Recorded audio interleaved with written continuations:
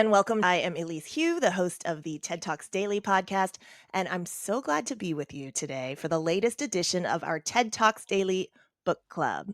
Along with this live event, this is a special series on our TED Talks Daily podcast, a show where we deliver ideas that inspire daily. I'm so excited today because we have, for our book club guest, Oliver Burkeman. He's a writer, journalist, and TEDx speaker who worked for many years at The Guardian newspaper, where he wrote a popular weekly psychology column.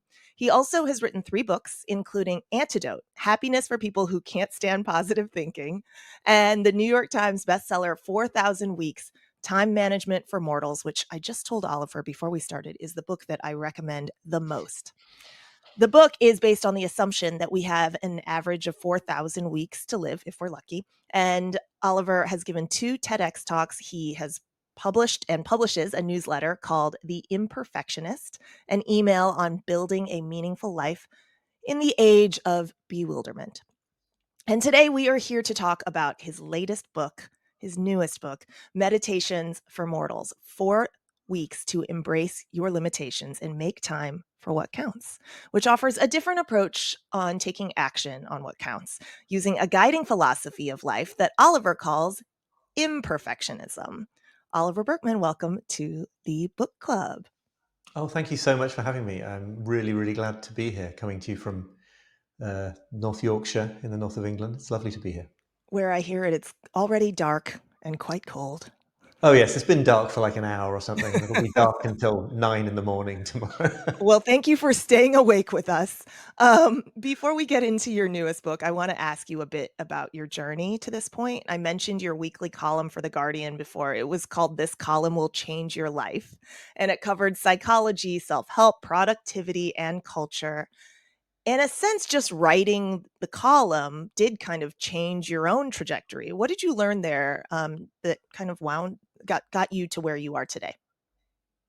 Yeah, it's a good question. I mean, so yes, I spent a lot of time having to explain to people that calling a column, "This column will change your life," was meant to be sardonic. It was meant to be tongue in cheek on some level. Hmm. But it did sort of change mine at any rate. I don't know about anybody else's. Um, the reason is that I think that I was very much, for the first part of that decade or more that I was writing that column, I was very much in the mindset of, at least unconsciously, trying to find the system or the life philosophy or the practice that would solve all my problems, that would make me feel like I was finally kind of in control of life. Yeah.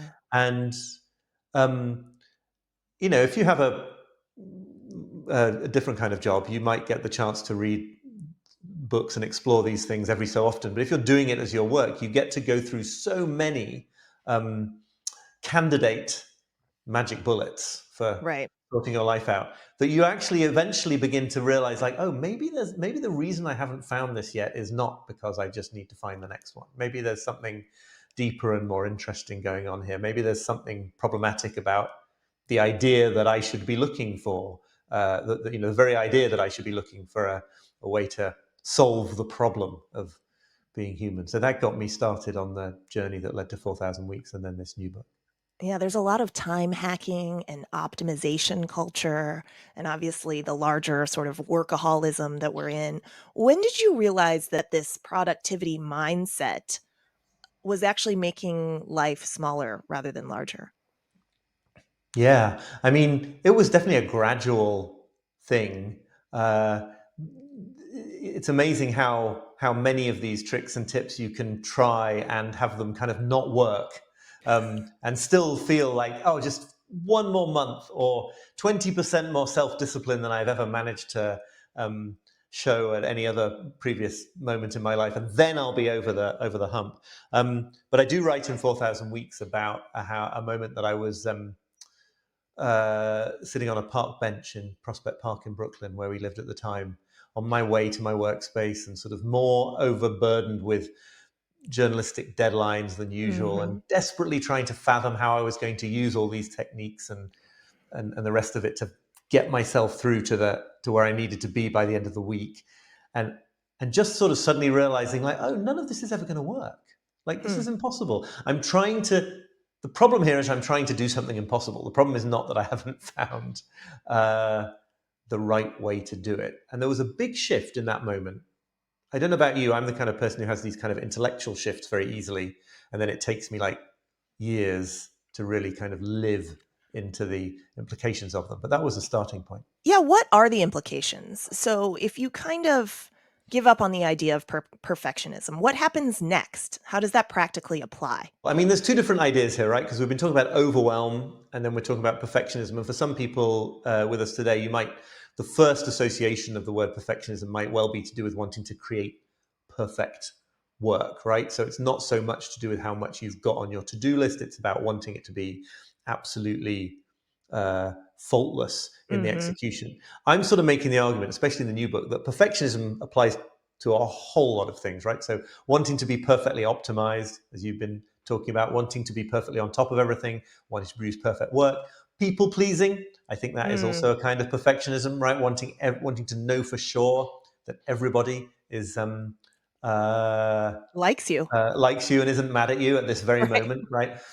And and so it's against that very broad definition of perfectionism, the attempt to feel in total control of what you're doing in the world, that I bring this notion of imperfectionism, which is really just the viewpoint that says, well, what if we start from the idea that there will always be too much to do, that we will never be able to be certain that nobody's mad at us, that we will never bring work into the world that matches up to the absolutely perfect standards in our minds and all the rest of it. What if we just sort of began from that broken place, right? That imperfect place.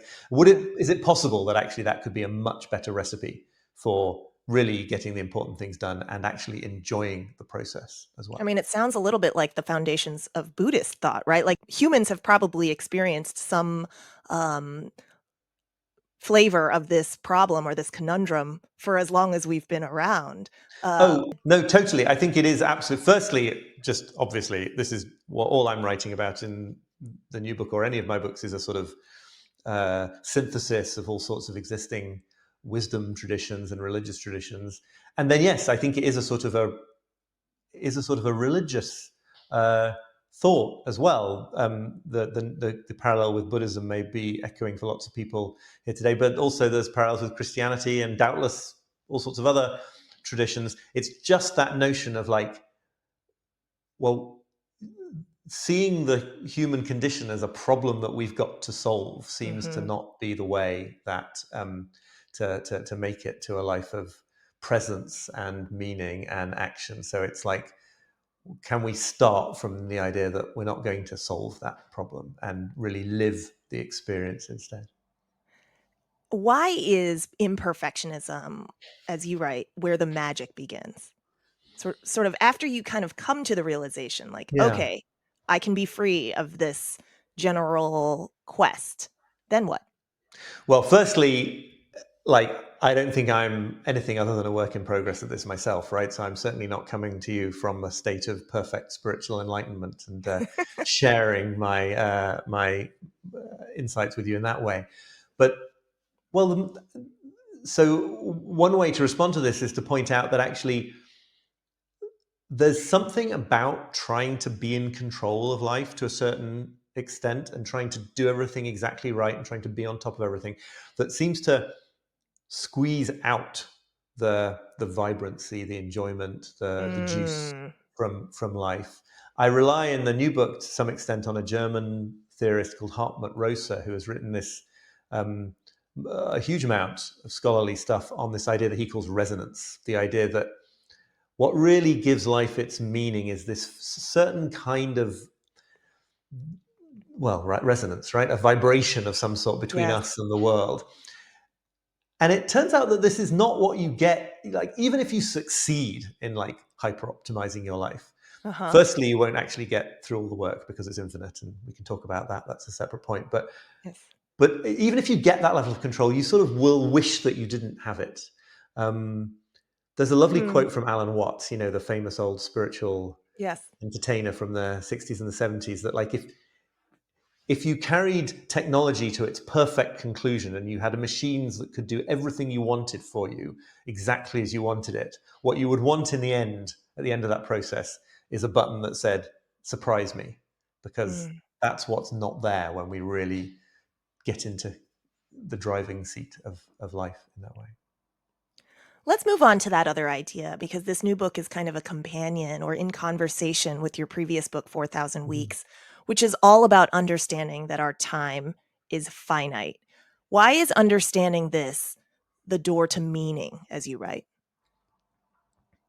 I guess in essence, because I think that we spend a lot of time, a lot of our lives doing things which, while we may not realize it, are actually kind of ways of emotionally avoiding the truth of Hmm. being finite. So we put a lot of effort, whether we realize it or not, into not feeling limited, both in terms of the amount of time we have and the amount of control we have over that time. So, yeah, a lot of the productivity techniques that you will find in the kind of productivity books that I disdain a little bit, um, I think are basically offering the promise that you that of not having to feel finite, right? It's like put this system into place, and soon enough, probably later in the future, it's never right now, you won't have to make hard choices with your time. Hmm. You won't have Hmm. to feel the disappointment and the sacrifice of only ever being able to do a small proportion of the things you can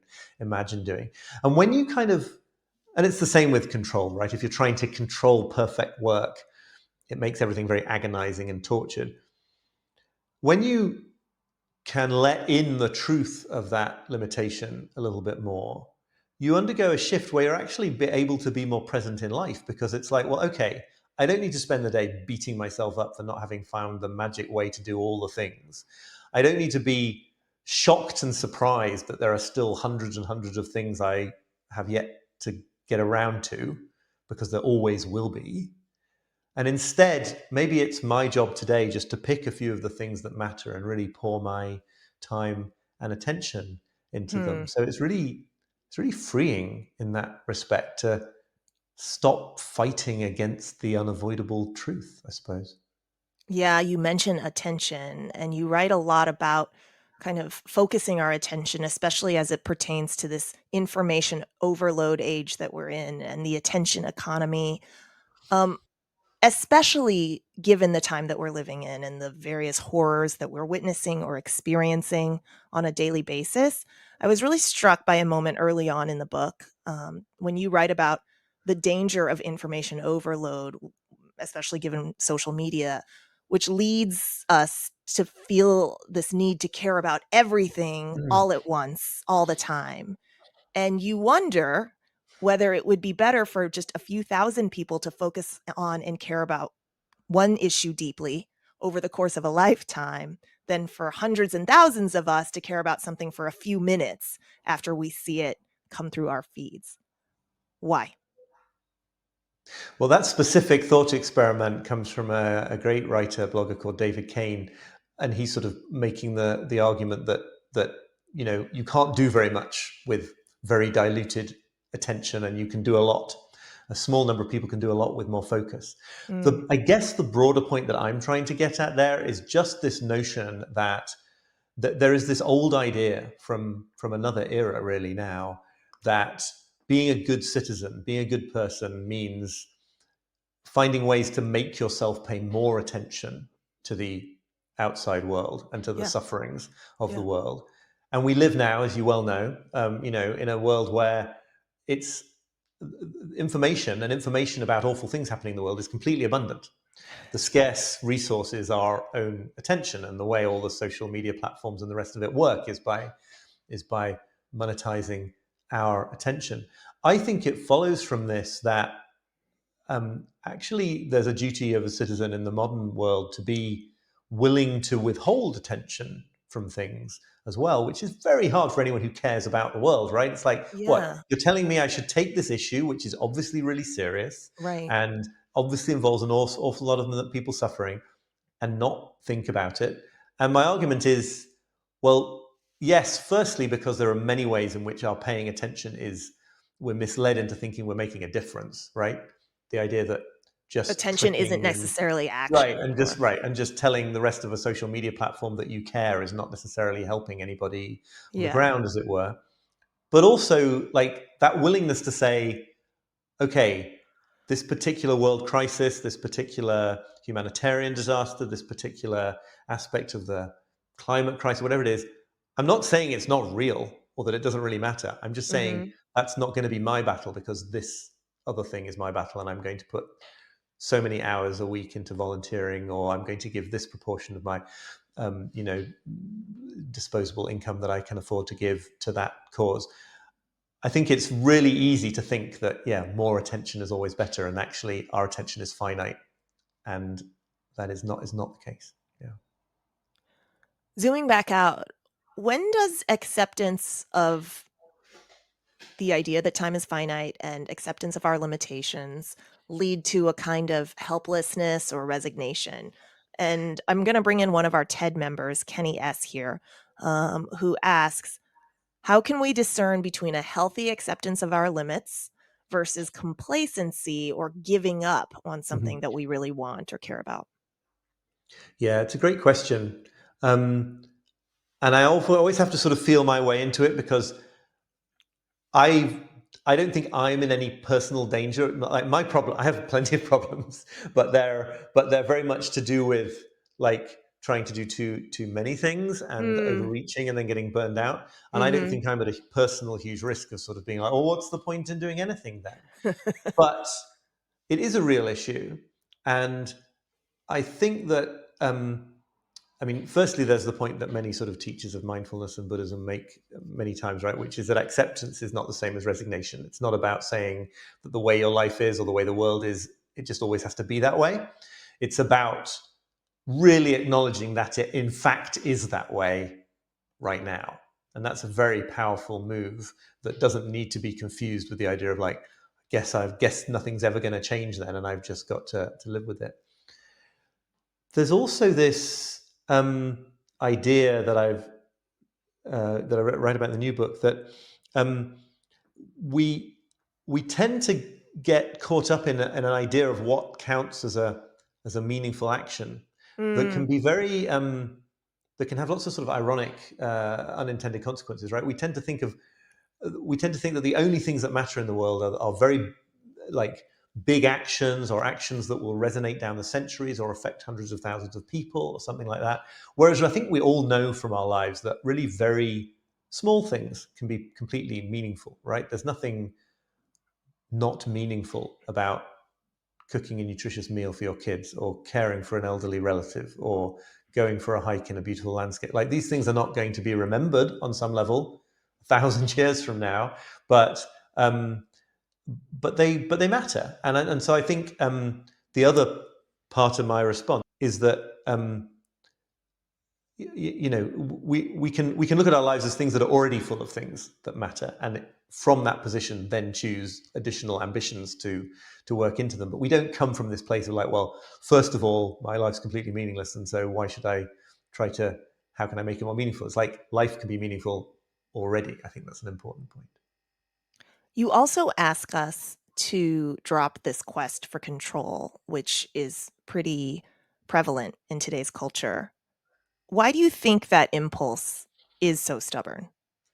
Why do these productivity books Oh, sell yeah. so I well? mean, it's really stubborn, and it's stubborn in me, right? So I don't know that I'm even saying drop it. I think I'm saying, can we all find ways to just like unclench just a little bit? And any degree to which I think you can do that, even though it's scary and vulnerable to do it, is is going to be beneficial.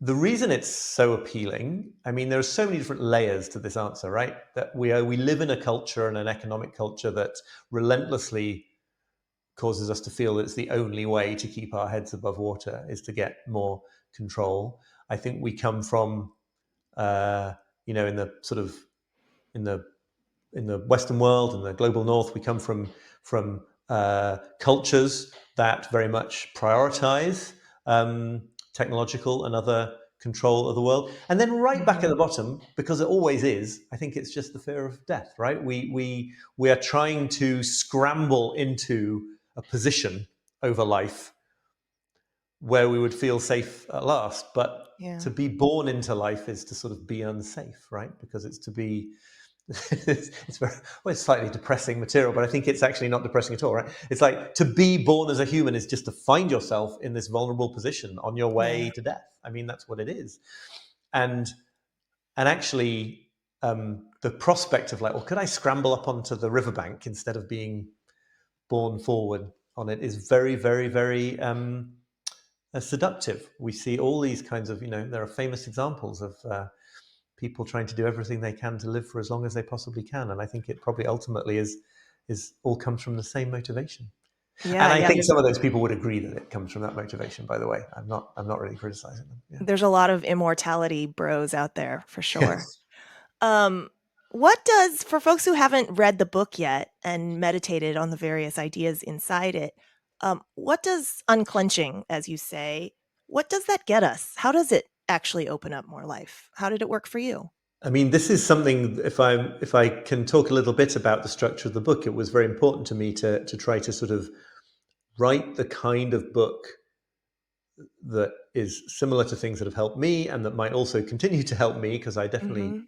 approach my writing in that way. So it's divided into 28 short chapters, which are then divided into 4 weeks. And the idea, the invitation, right, is to do one a day for 28 days. Given that it's all about not being such a control freak, I can't really try to force anybody Impose to that read on it us, in a right? specific way. That would be unfair, but and hypocritical. But what that tries to do, or what I'm trying to do there, is to get over this problem with a lot of personal development writing, I think, where it either gives you a great perspective shift, but then you don't know what to do with it, or it gives you like a whole complicated set of tips and tricks to put into practice, and you're like, okay, when I get a free month, I'll finally get around to doing that. Mhm. And instead say, like, what if I could lead you through a small perspective shift, but repeatedly over the course of a month, such that you might live the next 24 hours a little more, a little differently than if you hadn't had that perspective shift. So, we could talk about any of these if you want, but so there's a chapter on taking a slightly different approach to decision making. There's a chapter on slightly different approach to how you set goals for the day, or how you think about interruptions that might arise in the course of the day. And the idea is just to sort of layer these different perspective shifts right in the middle of life, right? You don't have to wait until you've cleared the 20,000 emails from your inbox before you put this into practice. It's like right in the middle of things. One of our TED members asks an important question that I wanted to bring to you. Catherine N writes, how should minorities navigate the advice to embrace imperfection instead of fighting it, given that the price we pay, maybe in terms of rights or access, safety, finances, can be considerably higher? This is a great question. I think it's really important to understand that there are just simply two, at least two, but let's say two kinds of um, sort of suffering and difficulty that are encountered by humans in the world. And there's the Hmm. kind that is universal and is related to being a human, and Yeah, then there's the kind that is relative and societal and is uh, arises from injustice between groups of humans sure, and power dynamics and all the rest of it. sure. So I'm sort of unashamedly focusing on the first kind, right? Which is not Mm, in any way to sort of deny or undermine the second kind. You know, it is impossible for all of us, for any of us, no matter what background we come from, what heritage or anything else, mhm. to produce work that matches up to the perfect standards we may have of it in our heads if we're perfectionists, right? That's a universal.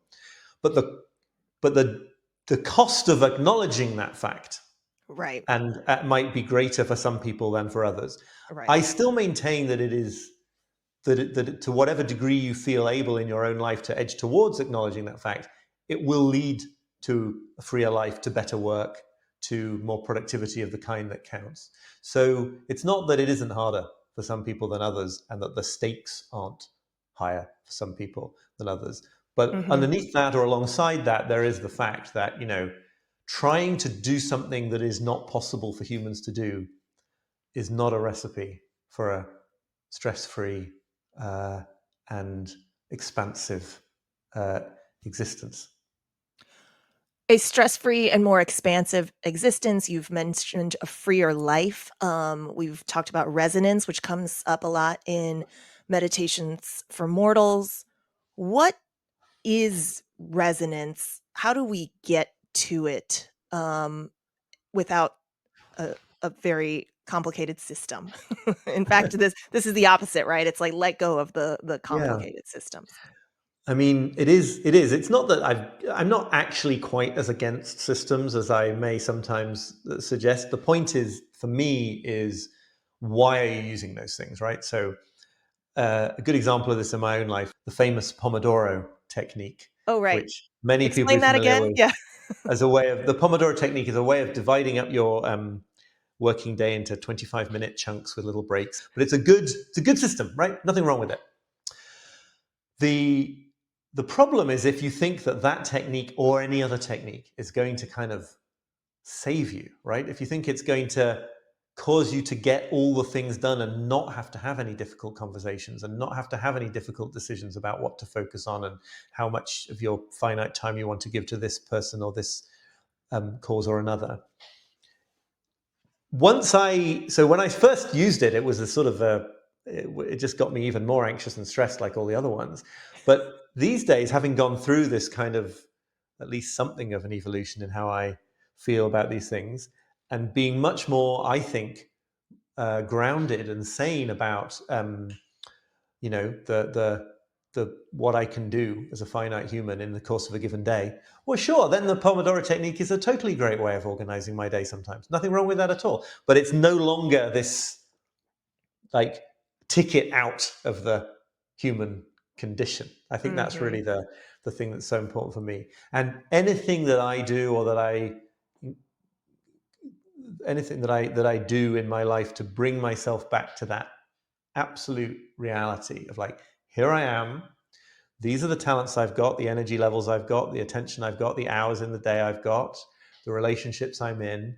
Hmm. Anything that brings me back to that, it's like the resonance was waiting all along. Hmm. Um, uh, So it's almost like a the return to yourself, return to your right, right.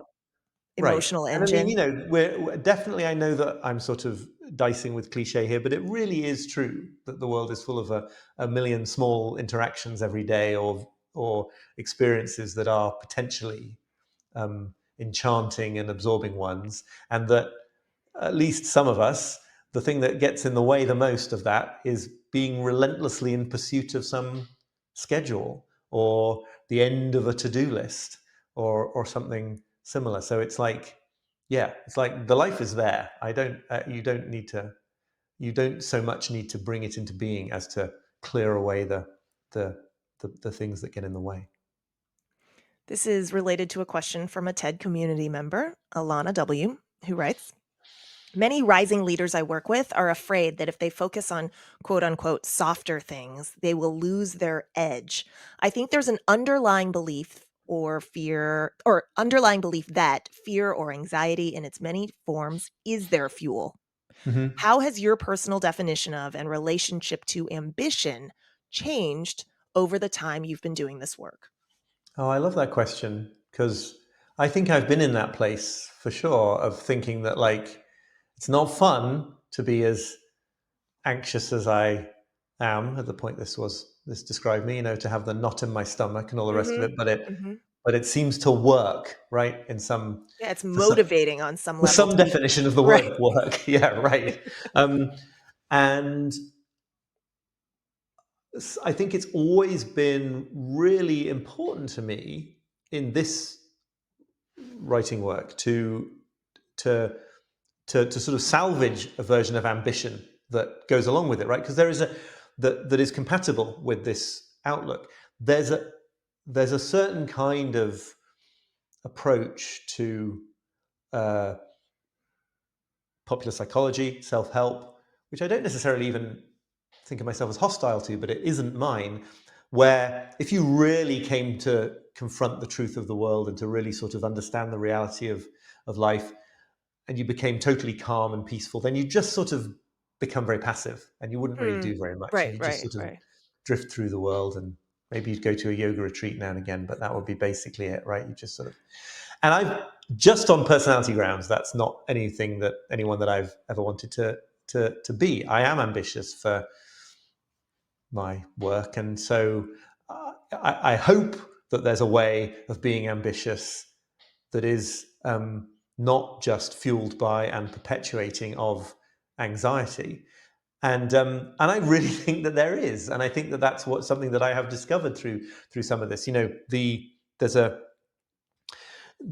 it's the difference between ambition as a kind of the sort of deficit model of ambition that says, like, I've got to keep working and working harder and harder and harder just to become, and accomplishing more and more and more just to become like an adequate human being, right? This is the idea that the concept that psychologists refer to as the insecure overachiever, which refers The to a idea lot that of we're people. not enough or something. Right. No, exactly. And whenever I use this term in public event or something, like half the people in the room seem to recognize exactly what I'm talking about. This notion that you get a lot done and you achieve a lot, and people think, and you maybe get a lot of accolades, but you sort of get it from the reason you're doing it is to sort of plug a hole. And you never feel good because every time you achieve something, that just becomes the new minimum baseline for your subsequent achievements, right? If you do really well at some project, then you've got to do all the future projects just as well or better, and it's very stressful. But it is possible, and I hope that the new book has some of the sort of tools for this shift, to see ambition in a different way, as an expression of, not as a way to try to feel all right, but as an Yeah. expression of the fact that you know that you already are all right, that you are enough, and that once you're not tangled up so much in these kinds of self-worth related struggles, Hmm. actually it's just really fun to build things and create things and do things, right? Most people's personalities are not suited to doing very little. I mean, if you are and you can afford to, then absolutely fine. I don't want to say otherwise, but I think ambition is, if you're an ambitious person, it's still there uh, as you learn to let go of anxiety and control. I also think that if you observe babies or children, we're all born with some innate creativity too. I Yeah, think that yeah. humans want to create. And so just returning to that, I love this framework of the scarcity model of ambition or a deficit model of ambition versus a more abundance model Mm, or surplus model of ambition, and coming yeah. at it um, with this idea that we already have it and we already have enough, and we're not trying to plug any gaps. Um, Great. You also write about kind of how you're showing up for yourself now, and showing up is a whole section of Mhm. meditations for mortals. Why is showing up kind of the last pillar in your day to day action plan for embracing our mortality and our limitations? I mean, I think because really it's the only point of any of this, right? I think that and all the ideas up to that point in the book are sort of leading up to this idea that that it's hard to put into words, but I think most people know what we're speaking about. That it is possible to sort of really be here and really be present in your life, Mm. and it is possible to not be. And one of the main ways I think that we end up not being is that we are sort of perpetually living for the future, living for sometimes it's very obvious, right? People feel like their life, they're sort of like living until they, I don't know, settle down with a partner or have kids, or till they've retired, or some of those kind of milestones. But very often I've noticed, even in myself, it can be this idea of just sort of living for 3 hours in the future from now. This sort of perpetual state of like, we're just got to get this out of the way, just got to get this out of the way. Yeah. But of course, Yeah. then you're in a new moment, and the future is still in the future. So I think the practice, and the thing I'm trying to bring people back to in the book, and myself, if I haven't made that clear by now, Hmm. is is is back towards seeing that, like, this right here is real life. Like, it's as real as it's ever going to get. For finite humans, if you're going to do some things that you care about and that matter to you and that make you feel alive, at some point you're going to have to do them now. They can't always be later when you've got the other things out of the way, or when you finally know what you're doing and don't feel imposter syndrome, or whatever it might be. It's going to have to be in a moment of the present. And I find this like a really important reminder, hopefully not a stress-inducing reminder, right? The idea is not so that now you've got to be incredibly self-conscious about whether you're showing up in the Living moment. life, right? Turns out that is a terrible way to be in the moment, right? To be constantly asking yourself if you're in the moment. But um, but just to realize that, like, you've got no option. Um, if you're going to have spent some of your life doing certain things that matter to you, or that you find enjoyable, or that you feel make a difference, like, at a certain point it's just got to be right now, whether you feel completely ready for that or not. Meditation is in the title of the book, and so as a result, a lot of people submitted questions asking you for your advice This is a on problem. We'll talk about that in a moment. Sorry. If okay, you yeah, want. on how to start a meditation practice. So I just want to bring this up, or how to keep going. I think a lot of us have now been culturally taught to have a specific view of what meditation should or shouldn't be. Mhm. And you share a bit about this throughout your book. But for those listening, what advice do you have? So this is, to some extent, this is an artifact of the title we chose to give the book, and that's on me and my editor. The sort of the great figure that I'm arrogantly taking the mantle of here is less Buddha and more Marcus Aurelius, right? Hmm. Whose meditations are a collection of short thoughts to reflect upon. Yes. Um, uh, and I am myself a pretty sort of patchy meditator when it comes to a sort of a formal seated meditation practice. I think it's wonderful, and it really helps me, but it's not. It's a place that I've always struggle with to some extent. That said, as you rightly know, I don't think these two things are as different as these two senses of the word meditation are as different as one might assume at first. I think that any activity that causes you to sort of disidentify from the conceptual screen that through which you view the world, and to either look at those concepts directly, or to follow your breath and to allow the concepts to be let go of as they arise, I think they can make a claim to something uh, meditative. So if all that some of the sections in this book do is sort of um, unseat some kind of completely settled way of viewing things, if it's the act of a sort of a fish understanding what water is, as it were, Yeah. then I Yeah. think that gets to count.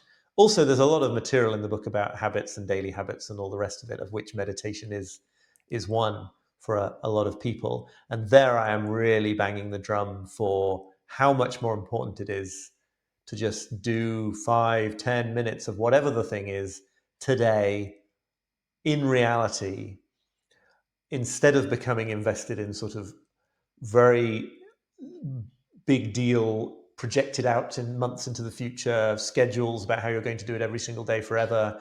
It's such an important skill to be able to let all of that go, and with no guarantee that it's part of some long-term practice, to still be able to do the thing, whether that's meditation or exercise or journaling or whatever, to still be able to do it today without the guarantee that you're becoming a different kind of person in the long term.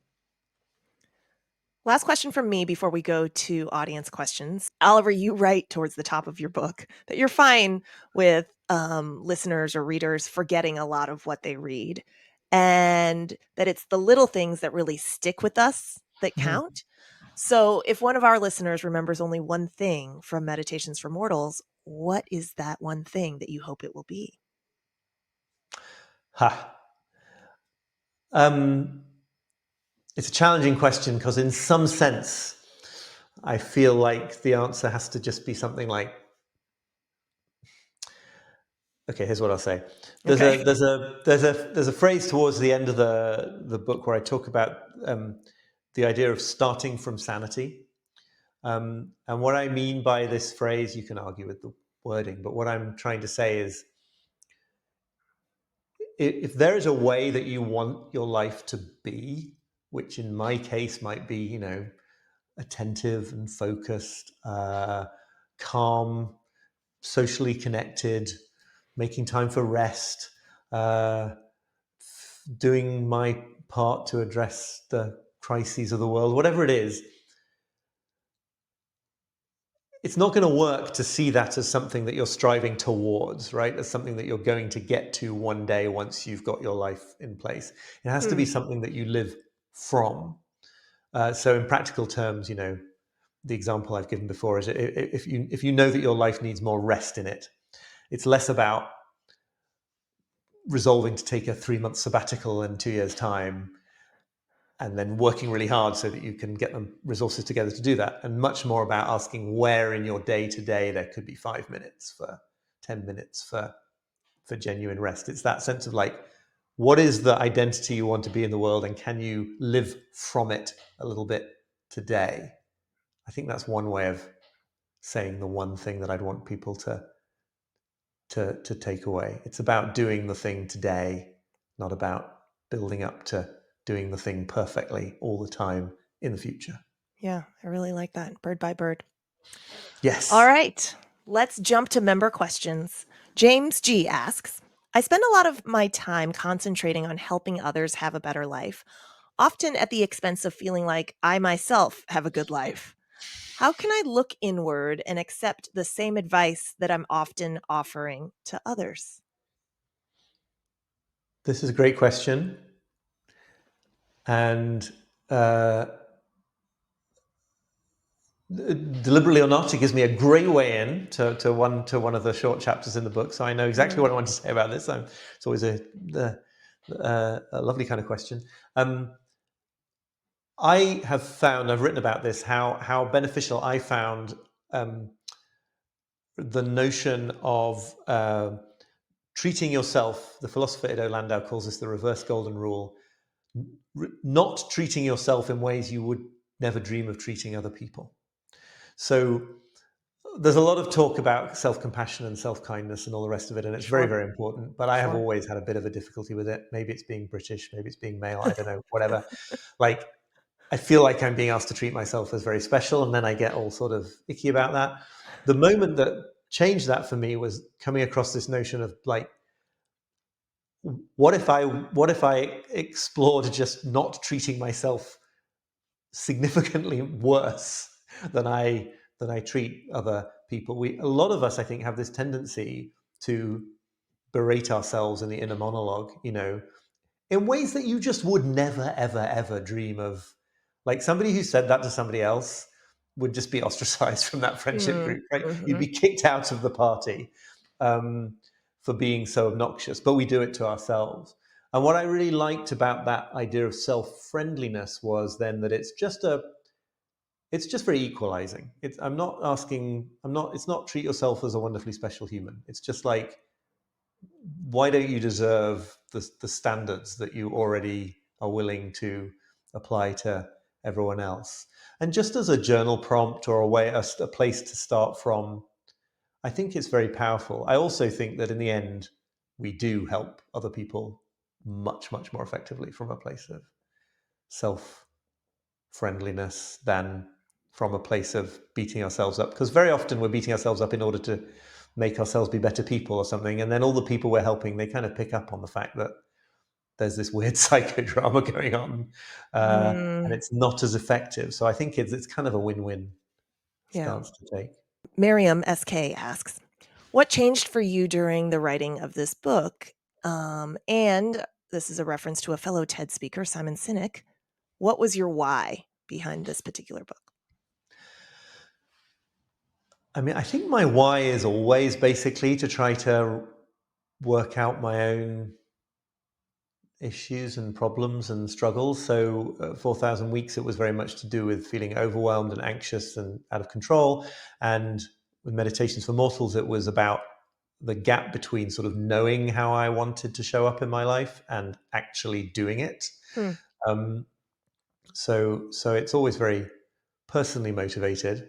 And some people's advice about nonfiction writing is you should always be focused on the problems of the audience that you're solving.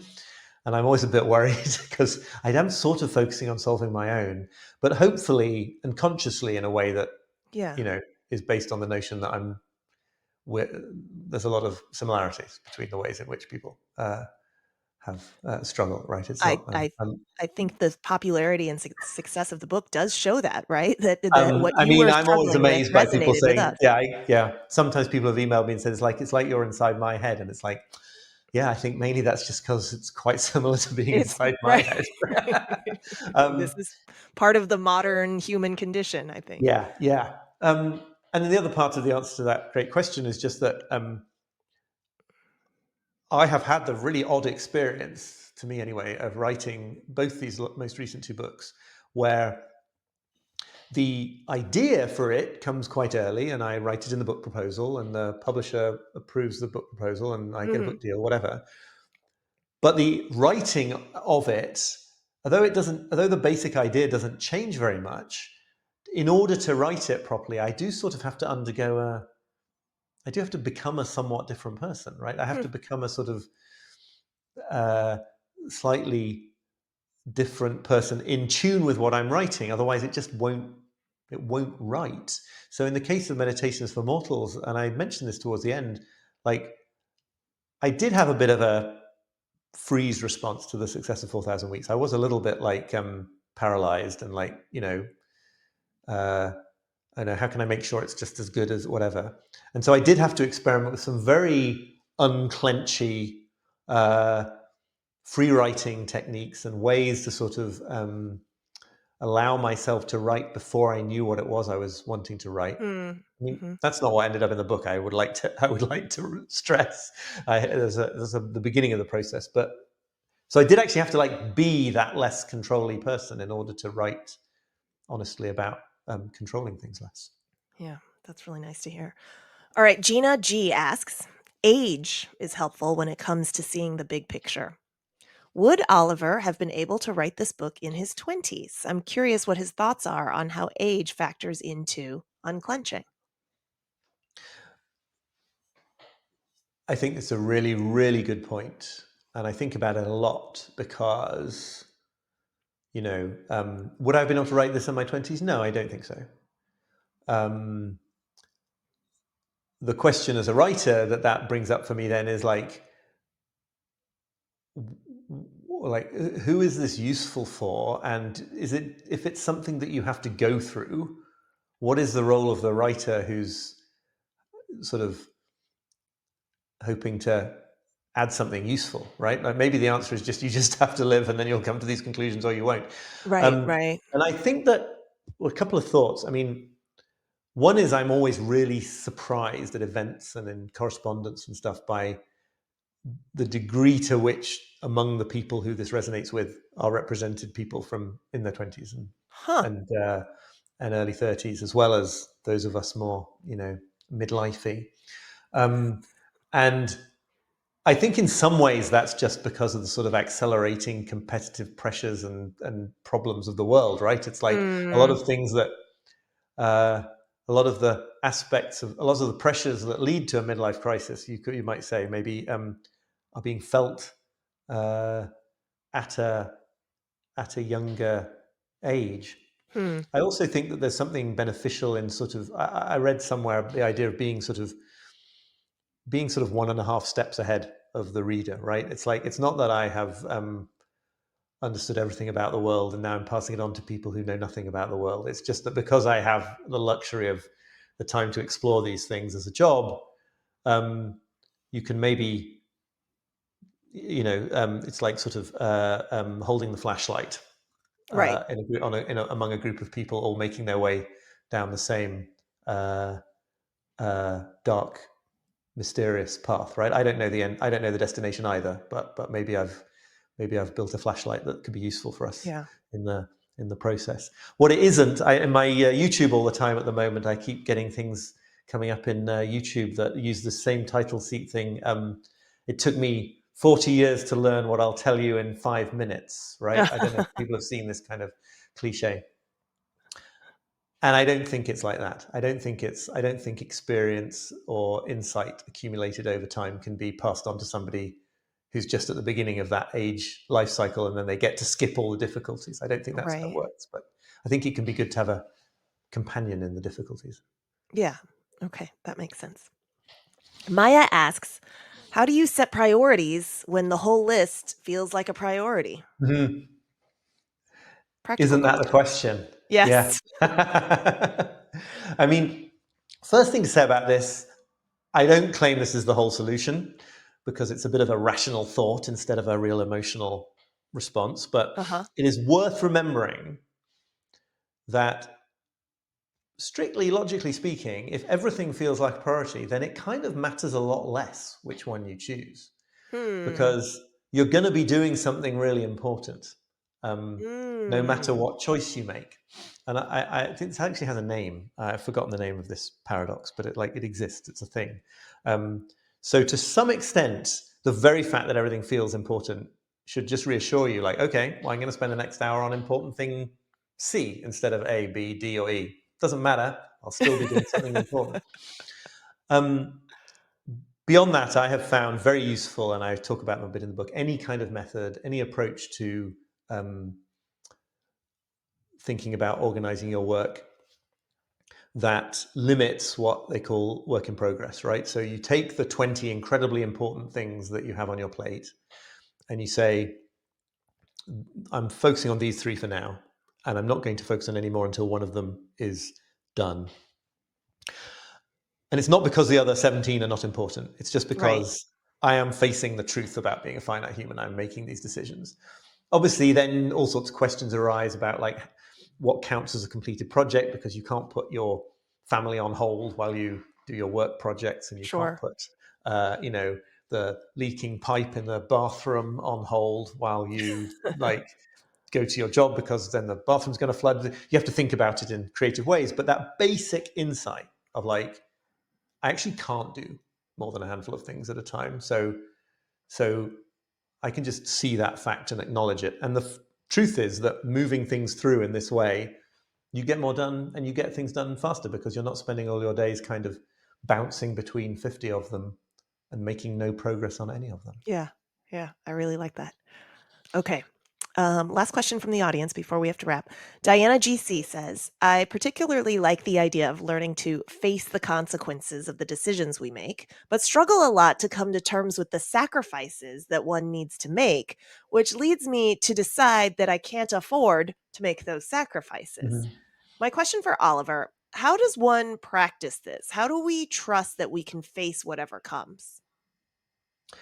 So there's a quotation in the book. Each of the days in the book sort of plays off a quotation from someone else. And one of those is from Sheldon Kopp, the therapist and writer, who famously said, "You're free to do whatever you like.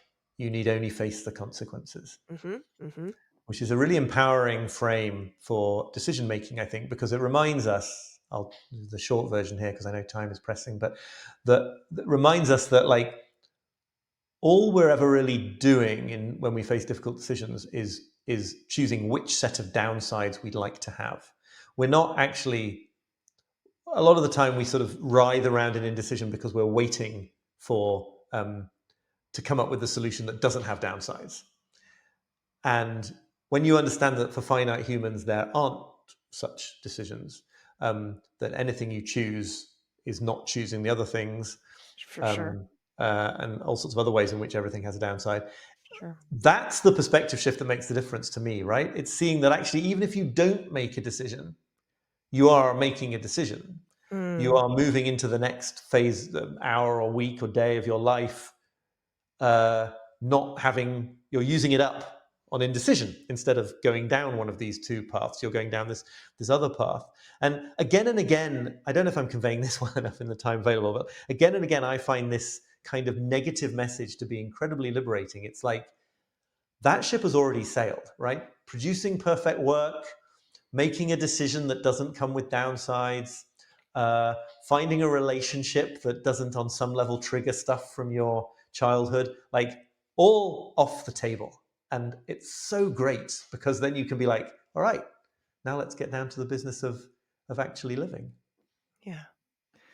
That's a lovely note to end on. Oliver, thank you so much. I have long wanted to speak with you, and I'm so delighted that we got to spend Oh, this thank hour you. I together. really enjoyed the conversation, and thanks everybody. It's been great to be here. Thank you very much. Absolutely. Thank you all.